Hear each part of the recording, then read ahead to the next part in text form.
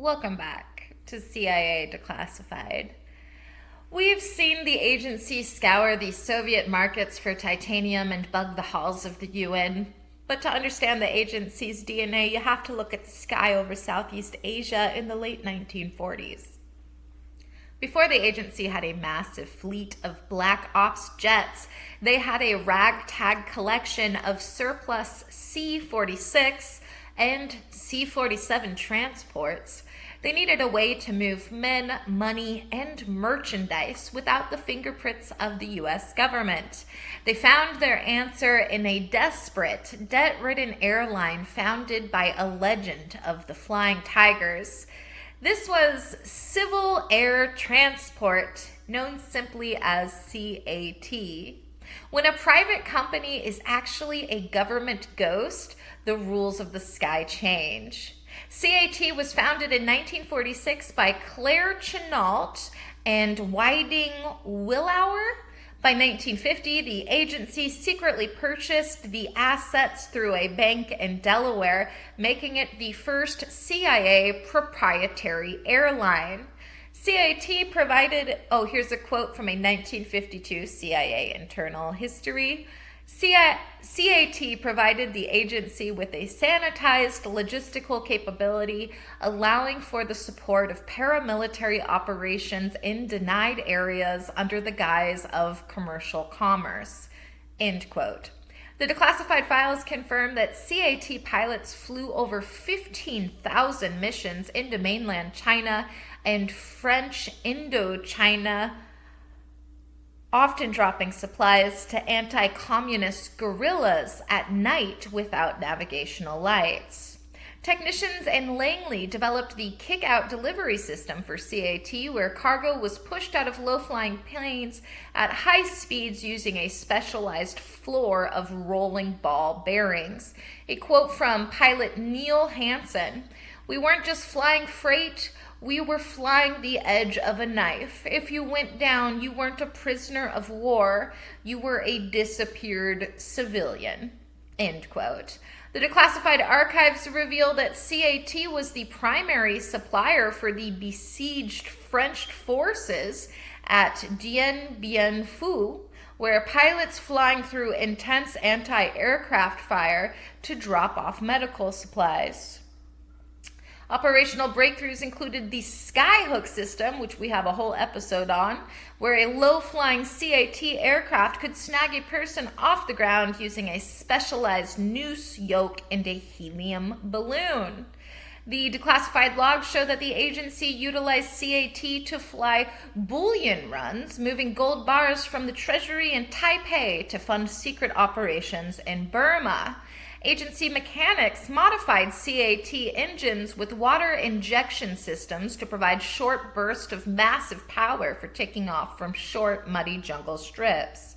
A quote from a 1954 memo by CIA Director Alan Dulles: "The flexibility offered by CAT is indispensable. It is an air force that exists in the shadows of the corporate ledger." End quote.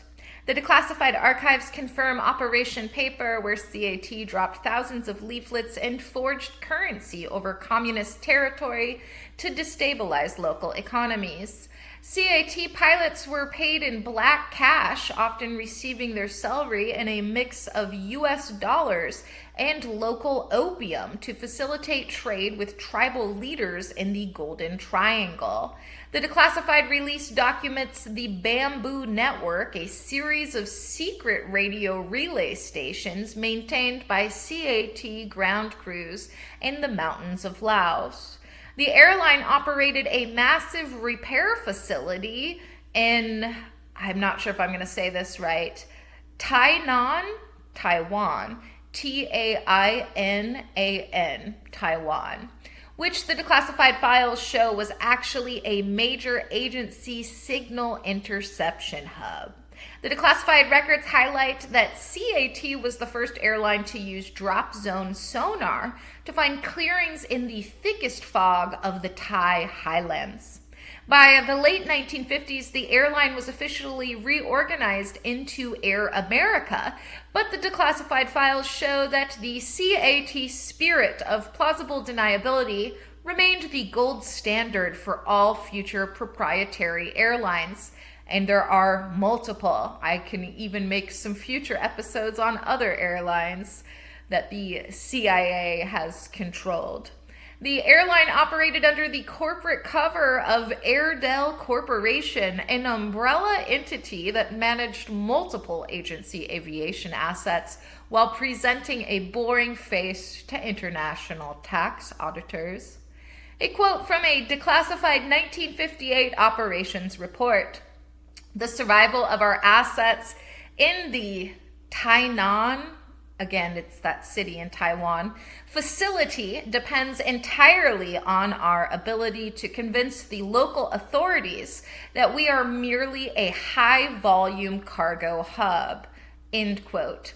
CAT flight crews were often recruited from the ranks of elite World War II veterans who found civilian life too quiet, creating a culture of extreme risk-taking and technical innovation. The declassified archives show that CAT was the first to implement electronic silent runs, where pilots used primitive radar jamming equipment to slip past mainland Chinese detection.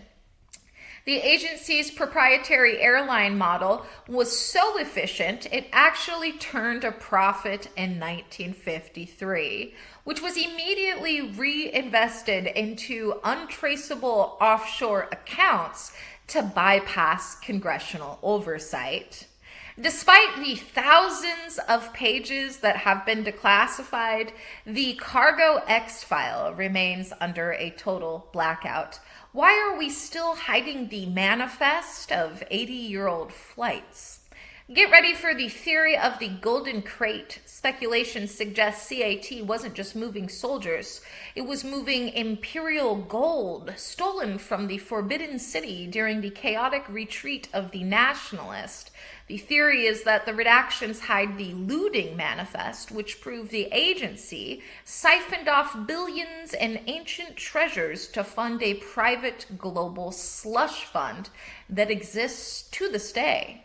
What if the pilots were ghosts? A dark rumor suggests the agency used pilots who had officially died in World War II.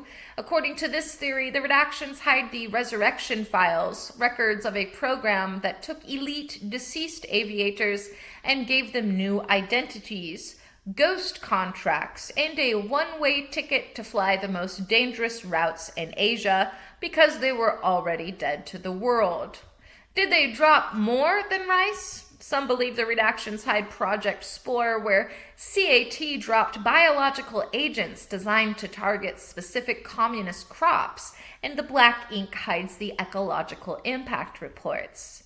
The Chang child theory posits that the redactions hide a secret mission to smuggle the children of high-ranking communist defectors out of Beijing, with the black bars masking the identity erasure protocols. Is there a base on the moon? Gossip suggests the redacted pages detail Project Peak, where CAT tested high-altitude oxygen masks for the first astronauts in the Himalayas, and the black bars hide the physiological failure data.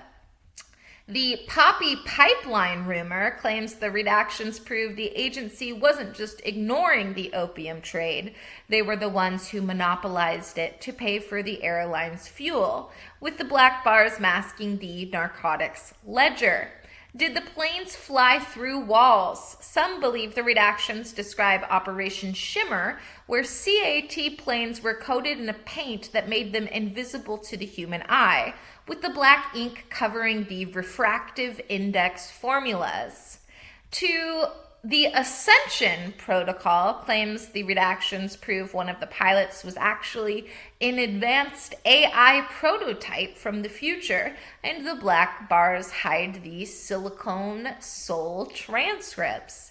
Is the engine a weapon? Gossip suggests the redactions hide Project Howl, where CAT planes were fitted with speakers that emitted a frequency that caused absolute terror in the villages below, and the black ink mask the psychological siege maps. Some whisper that the redactions hide the fact that CAT never actually closed down, and that every unexplained commercial flight delay today is actually a CAT ghost mission taking priority on the runaway. Are the planes steering themselves? Whispers from the data leaks suggest the blacked out files on Project Autopilot detail the use of brain-computer interfaces to allow paralyzed veterans to fly the jungle routes remotely from a basement in Langley. The double cargo rumor claims the redactions hide the fact that every bag of rice CAT dropped to the poor, they dropped a bag of radioactive sensors to track Soviet influence, with the black bars hiding the contamination zones. Is there a city beneath the tarmac? Some believe the redactions describe Operation Subsurface, where the Tainan, again, that facility in Taiwan, repair facility was actually the entrance to a massive underground hangar built for a secret saucer-shaped craft. The voice box theory posits that the redactions hide the use of CAT radio frequencies to transmit subliminal messages that forced communist soldiers to abandon their post, with the black ink covering the acoustic breakdown logs. Lastly, did the cargo disappear mid-flight? Gossip suggests the redactions hide Project Vanish, an early attempt at teleporting cargo from the plane directly into guerrilla camps, and the black ink masks the molecular stability failures. Was civil air transport a success? Tactically, it was a masterclass. CAT proved that a proprietary model could sustain a war for decades without a single formal declaration. They kept anti-communist resistance alive in places the U.S. Army couldn't reach. Strategically, it was a dark turning point. The declassified files show that CAT set the precedent for the agency becoming a state within a state, with its own air force, its own funding, and its own rules. As far as technological and operational breakthroughs go, the Dragon's Wings paved the way for modern tactical insertion.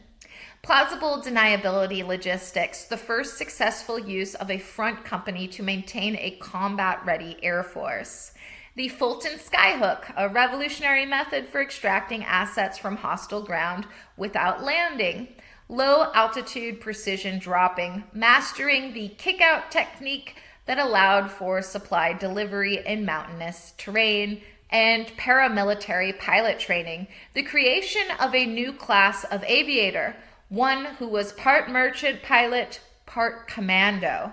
Civil air transport shows us that when the agency needs to move the world, they don't ask for permission. They buy the airline. As the declassified files reveal, the Dragon's Wings were forged in the rain and the silence of a jungle that never forgets. Thanks for listening, and join us next time as we examine Operation MH Chaos.